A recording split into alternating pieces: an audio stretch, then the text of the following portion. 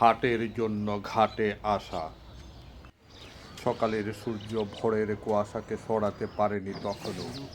চর সনমানিয়া গ্রামের ব্রহ্মপুত্র নদে চরের পথ ধরে নারান্দি বাজারের হাটে আসছেন হাঁটুরে লোকজন। কারো মাথায় জমি থেকে সদ্য তুলে আনা লাল শাক, কারো মাথার খাদিতে নিজ জমিতে ফলানো ধনেপাতা, লাউ, মিষ্টি কুমড়ো, ডাঁটা, ফুলকপি, বাঁধাকপি, কত কী। ঘাটে এসে নদীর জলে ধনেপাতার গায়ে লেগে থাকা ভোরের কুয়াশা মাখা কাদামাটি ধুয়ে নিচ্ছেন কোনো কোনো কৃষক। নারান্দি বাজারের সকালের হাটে বিক্রি হবে এসব কৃষি পণ্য।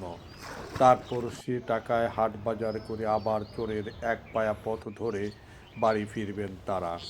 তার আগে আবার খেয়া পাড়ি দেয়া আছে।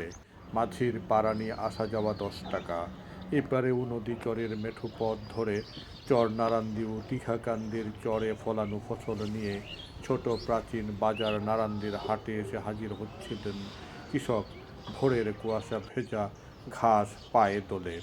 বিস্তীর্ণ নদীচর ধরে জমিতে ফলানো কৃষিপণ্য মাথায় নিয়ে হাট পানে ধেয়ে আসা কৃষকদের চলমান দৃশ্যটি বেশ লাগলো ভোরের কুয়াশার ভেতর। একটি বড় নীল কালো হলুদ রঙে রাঙা মাছরাঙা পাখি বাঁশের খোঁটার মাথায় আপন ধ্যানমগ্নতার সাথে আসন গেড়ে বসেছিল। দৃষ্টি ছিল তার কুয়াশার ভাব ওঠা নদীর পানিতে।